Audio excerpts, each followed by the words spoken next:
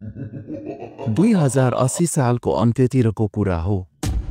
काठमाडौँको मुटुमा अवस्थित अन्धकार होटलमा एउटा विशेष कार्यक्रमको आयोजना गरिएको थियो।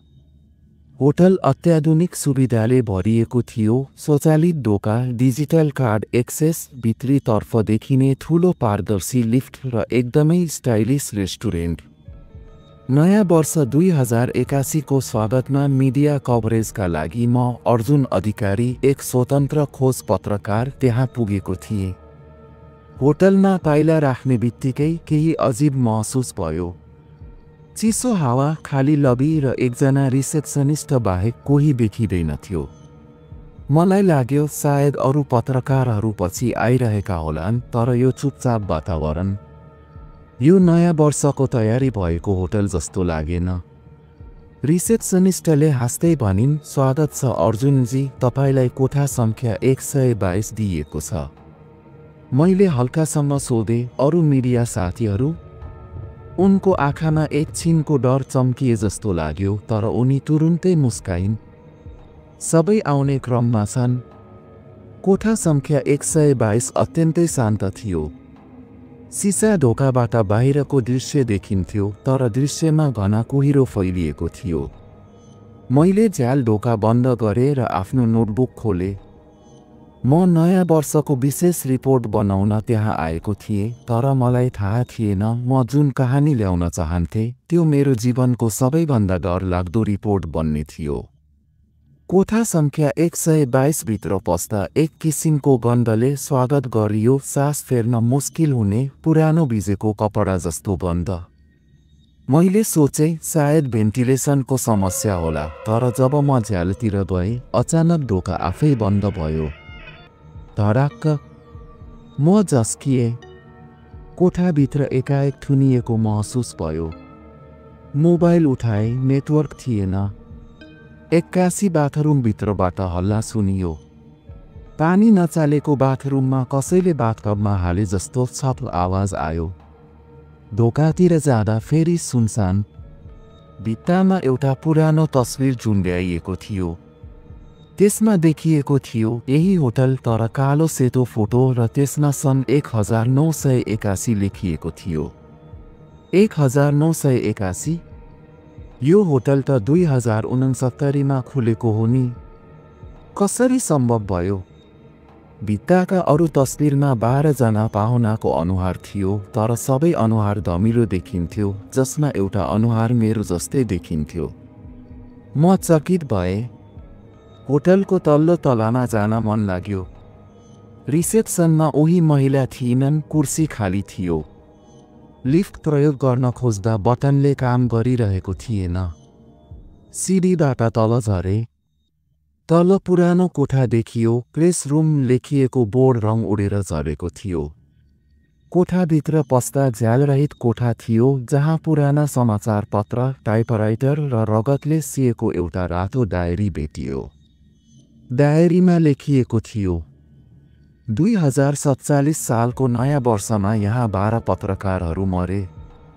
उनीहरूलाई बोलाएर जिउँदै जलाइएको थियो। कोठा सङ्ख्या 122 मा सुरु भएको थियो सबथोक। मेरो शरीर चिसो भयो।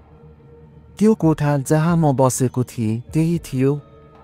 कोठामा फर्केपछि मैले झ्यालमा सर्लक्क देखेँ, सेतो साडी लगाएकी एउटी महिला मलाई हेर्दै थिइन्। म ढोका खोलेर बाहिर हेर्न निस्केँ, कोही थिएन। फोन अचानक अन भयो। स्क्रिनमा लेखिएको थियो, कोठा 122 बाट भाग। म डरले थरथर काँप्दै लिफ्टतिर लागेँ। तर लिफ्ट खुल्दा त्यहाँ ती 12 वटा धमिला अनुहारहरू थिए, सबै पत्रकार, आँखाबाट रगत बग्दै। लिफ्ट अचानक बन्द भयो र तल झर्यो। म भुइँतलामा पुगेँ। झ्यालबाट हेर्दा रात भइसकेको थियो। कोठा सङ्ख्या 122 अब बन्द थिएन। म हेर्न गइहालेँ। त्यहाँ कोही थिएन, तर भुइँभरि रगत, जलिएका कागजहरू र एउटा कैद गरिए जस्तो कोठा। कोठाको कुनामा एउटा टेप रेकर्डर बजिरहेको थियो। हामीलाई बचाऊ, हामीलाई पोलेर मारिएको थियो। यो होटल हाम्रो चिहान हो। त्यो स्वर म आफैको जस्तो लाग्यो। बाहिर निस्कन खोज्दा होटलको ढोका हराइसकेको थियो। होटल अब जस्तै एक पिन्जरा थियो।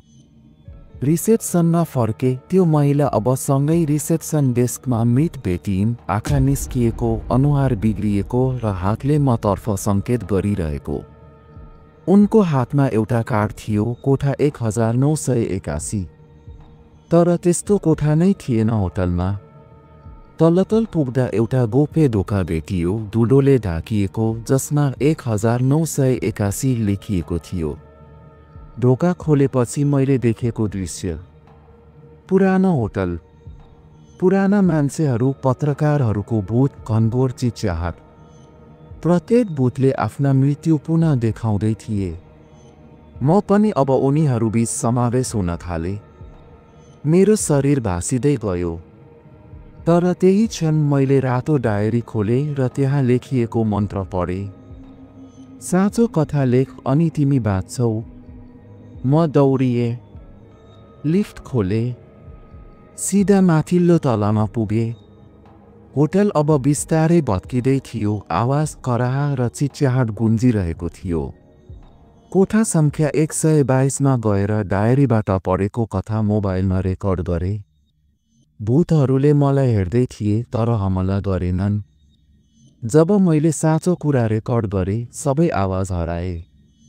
2081 को बिहान म अस्पतालको बेडमा थिएँ। पुलिस आएर भने हामीलाई त्यो होटल बन्द भएको 10 वर्ष भयो भन्ने थाहा थियो। तपाईँ कसरी त्यहाँ पुग्नुभयो? मैले फोन देखाएँ जहाँ त्यो आवाज रेकर्ड र रातो डायरी थियो। अब म पत्रकार थिएँ जसले अन्धकार होटलको रहस्य बाहिर ल्याएको थियो। तर मेरो आँखाको कुनामा आज पनि कहिलेकाहीँ ती अनुहारहरू देखिन्छन्, मलाई हेर्दै, मुस्कुराउँदै। नयाँ वर्ष 2081 मेरो जीवनको सुरुवात मात्र थिएन, त्यो एक नयाँ सापको पनि जन्म थियो।